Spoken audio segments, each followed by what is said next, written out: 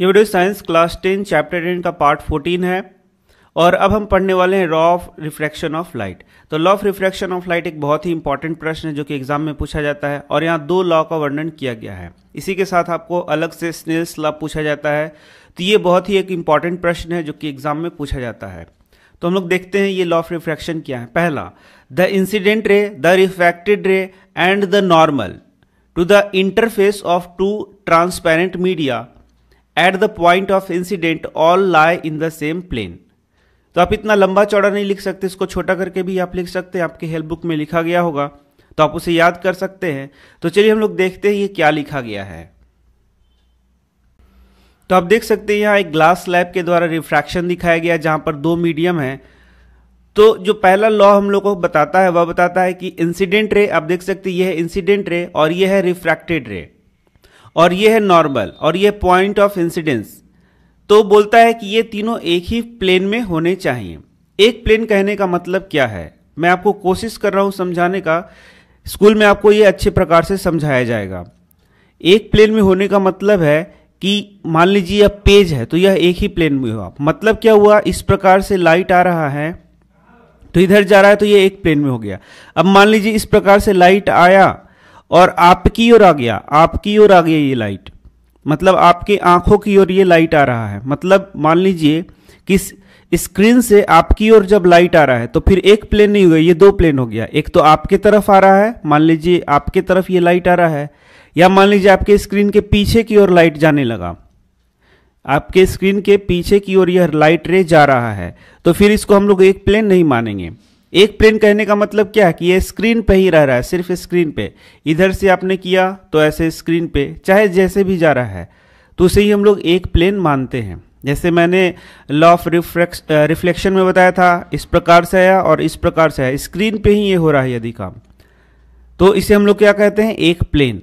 अब मान लीजिए ये इस प्रकार से आया और ये आपकी ओर आ गया तो हम लोग बोलेंगे कि अब एक प्लेन नहीं है, ये क्या हो गया, दो प्लेन हो गया। तो स्कूल में आपको अच्छा से ये समझाया जाएगा। मैंने कोशिश किया आपको बताने का। मेरे पास अभी मैं विजुअली तो आपको नहीं बता सकता, इसी स्क्रीन पे ही बताना होता है। तो चलिए हम लोग देखते हैं क्या ये बोलता है।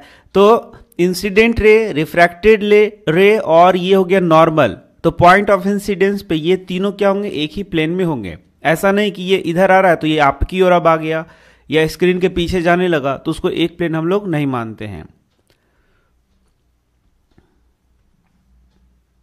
तो आप देख सकते हैं ये दूसरा law, the ratio of the sine of angle of incidence to the sine of angle of refraction is a constant. तो साइन आई बटा साइन आर क्या होगा, एक कांस्टेंट होगा। साइन आई बटा साइन आर कहने का मतलब क्या हो गया, ratio of sine of I to the ratio of sine of R for the light of a given colour and for a given pair of media. This law is also known as Snell's law of refraction. इसी को हम लोग क्या बोलते हैं, Snell's law. तो ये सबसे फेमस प्रश्न है जो कि इस चैप्टर से पूछा जाता है, व्हाट इज स्नेल्स लॉ। तो आप इसको लिख सकते हैं इस प्रकार से। तो अब हम लोग देखते हैं कि ये क्या बता रहा है। तो आप देख सकते हैं ये एंगल ऑफ इंसिडेंस है और ये एंगल ऑफ रिफ्रैक्शन है।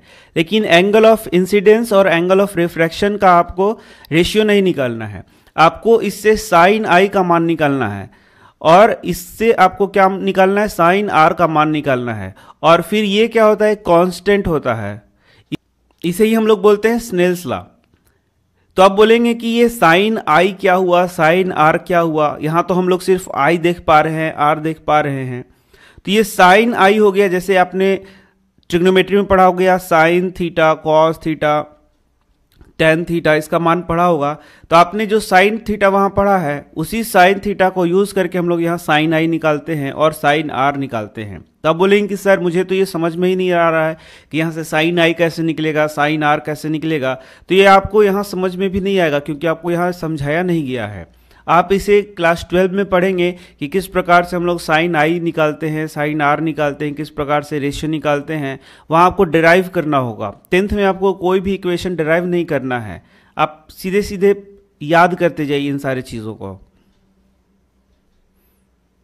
तो आप देख सकते हैं यहाँ पर आपका लिखा है if I is the angle of incidence and R is the angle of refraction then sine I बटा sine R is equal to constant. यही क्या है, स्नेल्स लॉ है। This constant value is called the refractive index of the second medium with respect to the first medium. तो हम लोग क्या बोलेंगे, इस कांस्टेंट को रिफ्रैक्टिव इंडेक्स बोलेंगे, जिसको यहाँ पर आगे आप देख सकते हैं बहुत अच्छा से वर्णन किया गया है। तो रिफ्रैक्टिव इंडेक्स क्या बोलता है, refractive index of the second medium with respect to the first medium. तो रिफ्रैक्टिव इंडेक्स आप जब भी निकालेंगे तो सबसे पहले आपको समझना पड़ेगा कि रिफ्रैक्टिव इंडेक्स होता क्या है, तभी इस लाइन को आप अच्छा से समझ पाएंगे। तो जब भी आप रिफ्रैक्टिव इंडेक्स निकालेंगे तो देखेंगे कि यहाँ पर कंपेयर करके हम किसी के रिस्पेक्ट में ही रिफ्रैक्टिव इंडेक्स निकालते हैं। इसी कारण से यहाँ पर लिखा हुआ है कि सेकेंड मीडियम का रिफ्रैक्टिव इंडेक्स हम लोगों ने निकाला है with respect to first medium. तो ये क्या होता है पूरा डिटेल हम लोग आगे पढ़ रहे हैं। तो चलिए हम लोग नेक्स्ट टॉपिक की ओर बढ़ते हैं, और ये है refractive index. The refractive index, you have already studied that a ray of light that travels obliquely from one transparent medium to another will change its direction in the second medium। तो आपने क्या देखा है, यदि एक हम लोग slab ले लेते हैं, मतलब कि ये ग्लास स्लैब है, तो ये अलग अलग मीडियम हो गया, यह है एयर और ये क्या है, ग्लास। तो आप देखते हैं कि यदि कोई रे सीधा जाता है तब तो ये अपना रास्ता चेंज नहीं करता, माने मतलब कि वह स्ट्रेट लाइन को फॉलो करते हुए निकल जाएगा। लेकिन जब ऑब्लिकली इस प्रकार से कोई रे यहाँ इंटर करेगा तो देखेंगे कि यह अपना पाथ को क्या कर देता है, बदल देता है। मतलब कि ये इस प्रकार से मैं बना देता हूं, इस प्रकार से ये अपने पाथ को बदल देता है। इंटर किया इंसिडेंट रे और ये क्या हो गया, इमर्जेंट रे। आप देख सकते हैं ये क्या हो गया, रिफ्रैक्टेड रे। तो ये जो अपना पाथ को चेंज करता है एक मीडियम से, जब ये दूसरे मीडियम में इंटर करता है ऑब्लिकली, ये बात आप ध्यान रखें, यदि सीधा ये इंटर करता है तो सीधा निकल जाता है, ये मैंने आपको बताया था। लेकिन ऐसा क्या है कि ये जब ऑब्लिकली इंटर करता है तो ये मुड़ जाता है। तो ये हम लोगों ने एक प्रश्न भी किया था इसके पहले कि इसके स्पीड में चेंज आता है जिसके कारण ऐसा होता है। तो यहां पर अब हम लोग देखने वाले हैं कि रिफ्रैक्टिव इंडेक्स आखिर क्या बताता है। The extent of the change in direction that takes place in a given pair of media is expressed in terms of refractive index. तो the extent of change in direction, कितना direction में वो मुड़ेगा, that takes place in the pair of media. यदि हम कोई pair of media लेते हैं तो लाइट रे कितना मुड़ेगा, किस एक्सटेंट में अपना डायरेक्शन चेंज करेगा, और उसको हम यदि एक्सप्रेस करना चाहते हैं तो रिफ्रैक्टिव इंडेक्स के रूप में कर सकते हैं। मतलब रिफ्रैक्टिव इंडेक्स यह बताएगा कि किसी मीडिया के पेयर में कोई रे ऑफ लाइट है वह अपना डायरेक्शन कितना चेंज करेगा। तो यहां से आपका एक प्रश्न हो गया, व्हाट इज रिफ्रैक्टिव इंडेक्स। तो इस प्रकार से आप इसको दिखा सकते हैं। और हम लोगों ने यह भी पढ़ लिया कि रिफ्रैक्टिव इंडेक्स हम लोग जब निकालते हैं तो पेयर ऑफ मीडिया में निकाल रहे हैं। मतलब क्या कि किस एक मीडियम से दूसरे मीडियम में जब ट्रैवल करता है तो किस रेस्पेक्ट में ये चेंज होता है वह हम लोग निकाल रहे हैं। The constant appearing the right hand side of equation 10.4। तो आप देख सकते हैं यहां जो कांस्टेंट है वही क्या हम लोग को मान दे रहा है, रिफ्रैक्टिव इंडेक्स का मान दे रहा है। The refractive index can be linked to an important physical quantity, the relative speed of propagation of light in different media। The refractive index can be linked, इसको हम लोग लिंक कर सकते हैं, मतलब एक और प्रकार से एक्सप्रेस कर सकते हैं, to an important physical quantity, the relative speed of propagation of light in different media। तो अलग अलग मीडिया में लाइट का प्रोपागेशन का जो स्पीड होता है उससे हम लोग रिफ्रैक्टिव इंडेक्स को लिंक कर सकते हैं और फॉर्मूला बना सकते हैं। तो यहां से भी आपका प्रश्न आएगा, यही सब प्रश्न आपको आने वाले हैं।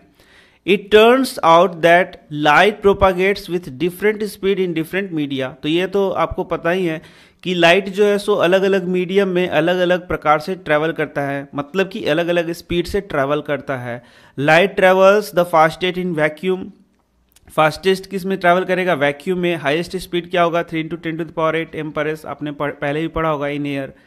The speed of light is only marginally less compared to that in vacuum. It is reduced considerably in glass or water. तो एयर और वैक्यूम में हम लोग एक ही मान के चलते हैं, लेकिन ये जब ग्लास में लाइट जब ग्लास में ट्रैवल करेगा, वाटर में ट्रैवल करेगा, अदर मीडियम में ट्रैवल करेगा, तो इसका जो स्पीड है वो कंसिडरेबली क्या होगा, घट जाता है, रिड्यूस हो जाता है. The value of refractive index of a given pair of media depends upon the speed of light in the two media as given below. तो जो वैल्यू ऑफ रिफ्रैक्टिव इंडेक्स है, जिसको हम लोगों ने बोला था कि इसको लिंक किया जा सकता है दो अलग अलग मीडिया में जो रे ऑफ लाइट का स्पीड है उससे. तो आइए देखते हैं कि इसको कैसे हम लोग लिंक करेंगे, और वहीं से हमारा प्रश्न आएगा. Consider a ray of light travelling from medium 1 into medium 2. तो आप देख सकते हैं यहाँ पर मीडियम 1 बनाया गया है, मीडियम 2 बनाया गया है, और रे ऑफ लाइट मीडियम 1 से कहाँ इंटर कर रहा है, मीडियम 2 में इंटर कर रहा है. Let v1 be the speed of light in medium 1. यदि लाइट मीडियम 1 में ट्रैवल कर रहा है तो स्पीड इसका क्या हो गया, v1, और यहाँ पे क्या हो गया, v2. The refractive index of medium 2 with respect to medium 1 is given by the ratio of the speed of light in medium 1 and the speed of light in medium 2. This is usually represented by the symbol n21. तो पहले तो मैं आपको symbol बता देता हूँ refractive index का. तो अलग अलग बुक में इसको अलग अलग प्रकार से दिखाया गया है. जैसे हमारे एनसीईआरटी में इसको इस प्रकार से दिखाया गया है n21. इसका मतलब क्या हो गया कि रिफ्रैक्टिव इंडेक्स ऑफ 2, हम लोग मीडियम 2 का रिफ्रैक्टिव इंडेक्स निकाल रहे हैं विथ रिस्पेक्ट टू 1. यदि लिखा हुआ है n12, इसका मतलब है हम लोग पहले का रिफ्रैक्टिव इंडेक्स निकाल रहे हैं मीडियम 1 का विथ रिस्पेक्ट टू 2. तो ये पूरा डिटेल में मैं आपको थोड़ा बताता हूं. तो अब मैं आपको रिफ्रैक्टिव इंडेक्स से संबंधित कुछ बातें बता रहा हूं. तो रिफ्रैक्टिव इंडेक्स सबसे पहले समझिए कि किसी मीडियम का निकाला जाता है, और रिफ्रैक्टिव इंडेक्स जब भी हम लोग निकालते हैं तो किसी के कंपैरिजन में निकालते हैं, किसी के रिस्पेक्ट में निकालते हैं, और उसको जैसे कि पहले मैंने बताया रिप्रेजेंट किस प्रकार से करते हैं उसे ही मैं आपको बताने वाला हूं. तो जैसे कि रिफ्रैक्टिव इंडेक्स निकालना है मीडियम का, तो मान लीजिए आपको एयर का रिफ्रैक्टिव इंडेक्स निकालना है, तो हम लोग लिख देंगे एन एयर, मतलब कि एयर का आपने रिफ्रैक्टिव इंडेक्स निकालना है, या फिर एन ए कर देंगे. और मान लीजिए ग्लास के रिस्पेक्ट में निकालना है. कहने का मतलब यह है कि लाइट जो है सो एयर से ग्लास में इंटर कर रहा है, आपको एयर का रिफ्रैक्टिव इंडेक्स निकालना है विथ रिस्पेक्ट टू ग्लास. तो इसके लिए हम लोग लिख देंगे एन ए जी. इसका मतलब क्या है कि refractive index of A with respect to G. और दूसरे बुक में आप इस प्रकार से देख सकते हैं म्यू ए जी. मतलब क्या हो गया कि refractive index of A with respect to G. यही आपको सबसे पहले सीखना है. चलिए अब मान लीजिए हम लोग यहाँ ग्लास का रिफ्रैक्टिव इंडेक्स निकालना चाह रहे हैं, तो लिख देंगे एन जी, और विथ रिस्पेक्ट टू मान लीजिए वाटर निकालना चाह रहे हैं तो लिख देंगे W, N G W, refractive index of glass with respect to W.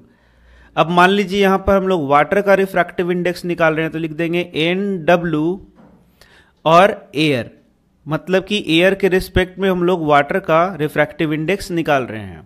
तो refractive index of water with respect to A. तो जब भी आप देखेंगे कि रिफ्रैक्टिव इंडेक्स निकाला जाता है तो दो मीडियम का प्रयोग किया जा रहा है. मतलब लाइट एक मीडियम से दूसरे मीडियम में प्रवेश करता है, तो किसी के सापेक्ष में हम लोग इस रिफ्रैक्टिव इंडेक्स को दिखाते हैं. तो मैंने आपको बता दिया कि रिफ्रैक्टिव इंडेक्स को कैसे दिखाते हैं. तो यहां पर आप बताइए कि ये n21 का मतलब क्या हो गया. इसका मतलब हो गया कि मीडियम 2 का रिफ्रैक्टिव इंडेक्स हम लोग निकाल रहे हैं. किसके रिस्पेक्ट में, 1 में. तो मीडियम 2 का रिफ्रैक्टिव इंडेक्स यदि 1 के रिस्पेक्ट में निकाला जाए और उसको हम लोग किससे संबंध बनाना चाह रहे हैं, तो स्पीड ऑफ लाइट से. इसके लिए एक फॉर्मूला इस प्रकार से बन जाएगा, refractive index of 2 with respect to 1 को हम लोग कहेंगे speed of light in medium 1 बटा स्पीड ऑफ लाइट मीडियम 2. या इस प्रकार से लिख सकते हैं n21 is equal to v1 बटा v2. ये हो गया आपका एक फॉर्मूला. तो मैंने जो बताया था आपको, यहीं से आपका प्रश्न आएगा कि n21 बराबर क्या हो गया, v1 बटा v2. Refractive index of 2 with respect to 1 क्या हो गया, v1 बटा v2. मतलब कि speed of light in medium 1 बटा speed of light in medium 2। By the same argument the refractive index of medium 1 with respect to 2। तो अब आप लिख के दिखाइए refractive index of 1 with respect to 2। तो ये क्या हो गया, इसको हम लोग n12 इस प्रकार से लिख सकते हैं और इसे हम लोग क्या दिखाएंगे v2 बाय v1। ये क्या हो गया v2 बटा v1। तो इस प्रकार से आप देख सकते हैं रिफ्रैक्टिव इंडेक्स को हम लोग स्पीड ऑफ लाइट से कैसे एक फॉर्मूला के रूप में प्रेजेंट यहां कर सकते हैं। तो इसे आपको याद कर लेना है। If medium 1 is vacuum or air, then the refractive index of medium 2 is considered with respect to vacuum। तो मान लीजिए कि मीडियम 1 क्या है आपका, वैक्यूम है, तो उससे लाइट फिर किसी दूसरे मीडियम में प्रवेश कर रहा है, तो विथ रेस्पेक्ट टू हम लोग क्या निकालेंगे, vacuum. This is called the absolute refractive index of the medium. तो यही प्रश्न आपका यहां भी पूछेगा, what is the absolute refractive index of the medium. तो यदि लाइट वैक्यूम या एयर से ट्रैवल करते हुए किसी मीडियम में आता है, तो हम लोग जो रिफ्रैक्टिव इंडेक्स सेकेंड मीडियम का निकाल रहे हैं वह वैक्यूम के रिस्पेक्ट में होगा, उसे ही हम लोग क्या बोलेंगे, एब्सोल्यूट रिफ्रैक्टिव इंडेक्स। इसका मतलब यदि हम लोग वैक्यूम के रिस्पेक्ट में या एयर के रिस्पेक्ट में किसी मीडियम का रिफ्रैक्टिव इंडेक्स निकालेंगे, उसे हम लोग क्या बोलेंगे, एब्सोल्यूट रिफ्रैक्टिव इंडेक्स। जैसे मैं बता देता हूं, ये है वैक्यूम और ये मान लीजिए आपका मीडियम 2 है। तो लाइट 1 से इंटर करके 2 में जा रहा है और 1 क्या है, वैक्यूम। तो हम लोग लिखेंगे N2 वैक्यूम, मतलब refractive index of 2 with respect to vacuum. और जब विथ रिस्पेक्ट टू वैक्यूम हम लोग निकालेंगे तो इसे ही हम लोग क्या बोलेंगे, एब्सोल्यूट रिफ्रैक्टिव इंडेक्स। या फिर N2 एयर, तो जब रिफ्रैक्टिव इंडेक्स ऑफ 2 निकालेंगे एयर के रिस्पेक्ट में, तो हम लोग इसे क्या बोलेंगे, absolute refractive index of the medium 2। तो इस प्रकार से आप समझ गए। और इसको सिंपली रिप्रेजेंट कर सकते हैं N2 से। N2 एयर हम लोग को लिखने का नहीं जरूरी है, N2 वैक्यूम नहीं लिखने का जरूरी है, हम लोग क्या लिख देंगे, N2। If C is the speed of light in air and v is the speed of light in medium, then the refractive index of the medium nm is given by। तो nm हम लोग देख सकते हैं speed of light in air बटा speed of light in the medium, c by v हम लोग देख सकते हैं। nm कहने का मतलब क्या है, nm कहने का मतलब क्या है कि ये जो मीडियम हम लोग ले रहे हैं उसका रिफ्रैक्टिव इंडेक्स किसके तुलना में, एयर के तुलना में, एयर के रिस्पेक्ट में। तो हम लोग इसको इस प्रकार से एक फॉर्मूला बना सकते हैं। The absolute refractive index of a medium is simply called its refractive index. इसी एब्सोल्यूट रिफ्रैक्टिव इंडेक्स को हम लोग क्या बोलते हैं, रिफ्रैक्टिव इंडेक्स। तो जब एब्सोल्यूट रिफ्रैक्टिव इंडेक्स कहा जाए, इसका मतलब लाइट एयर से या वैक्यूम से इंटर कर रहा है किसी मीडियम में। The refractive index of several media, तो यहां पर आप देख सकते हैं बहुत सारे रिफ्रैक्टिव इंडेक्स दिया गया है।